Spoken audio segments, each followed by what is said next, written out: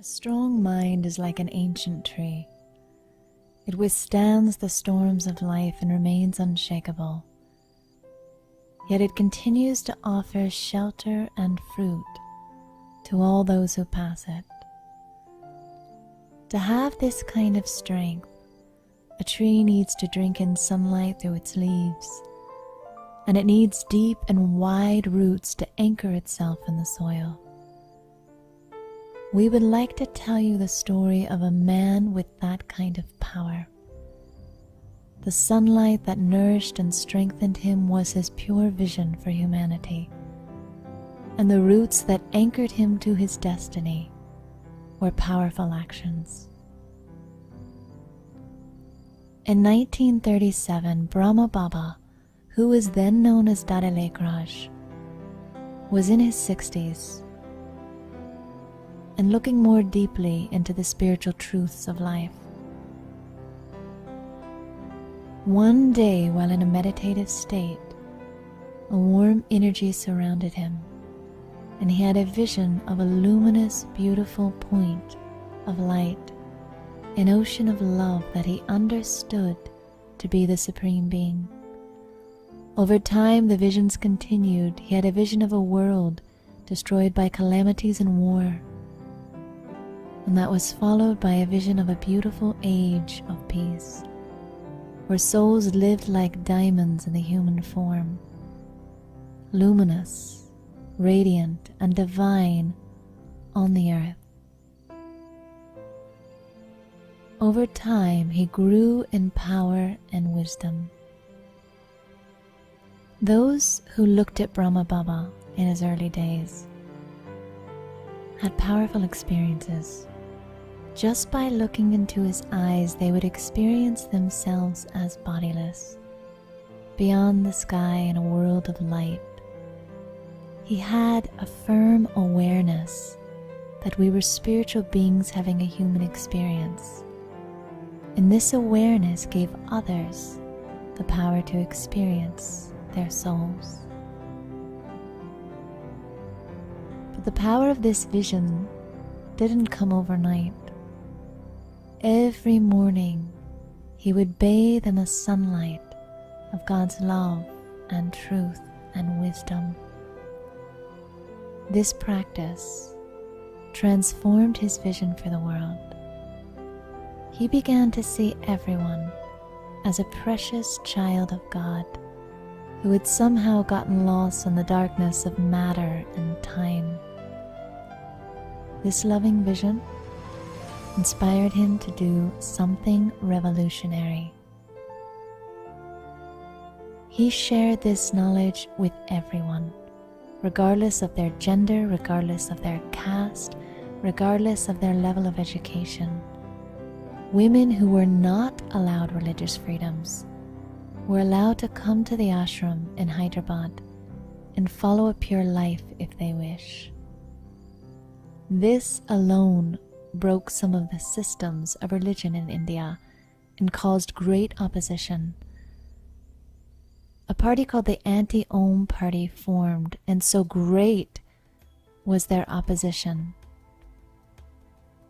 that the spiritual university moved to Karachi in India. But like the storms that must come to make the tree strong, the Anti-Om Party followed them to Karachi. Late one night, a man broke onto the premises. With a knife in hand, he appeared at Brahma Baba's door. Brahma Baba was up meditating that night, and when the man walked in and looked at him, he shared with him that same pure vision that he offered every soul. He looked deeply into his eyes, and the man broke down. He explained how he had been hired by the Anti-Om Party to come and take Brahma Baba's life, but that when he looked at him, the room turned to light, and he felt a deep and great peace. That was the last they ever heard of the Anti-Om Party. Purity flowed from Baba's eyes. And his vision gave others the power to experience their souls. It gave them coolness of mind. It was the strength that nourished his being, but it also nourished the minds of countless others who came into his company.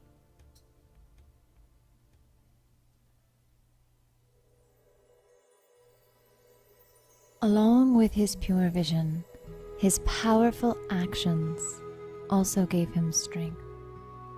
They became like roots that anchored him amidst the winds of day-to-day situations. One of the qualities that you always saw in his actions was surrender. For many people, they think of surrender as giving up, but for Brahma Baba, it was about giving. Giving everything he had to that which he loved, to the Supreme Being, and to the task of uplifting others. He would always say, walk with God, talk with God, eat with God. Let your hands do the work, but let your heart stay with the beloved. Like two friends who would instantly wake up and run to the other's house to study and play together, Brahma Baba could not stay without God. And he taught others to use every moment as an opportunity to draw close to truth.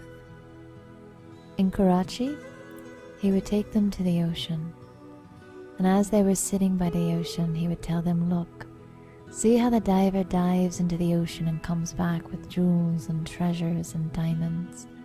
In the same way, dive into the depths of knowledge and return with treasures. Whether they were looking at the ocean or washing dishes, he taught them to use every situation to draw close to truth and to give their thoughts to God. But in addition to giving his thoughts to God, he gave his every penny. As a jewel merchant, he was one of the wealthiest men in India. He gave everything he had to the development of the Brahma Kumaris. From the moment he woke up to the moment he closed his eyes, every minute of his day was dedicated to uplifting souls. Another quality that you saw in his actions was simplicity.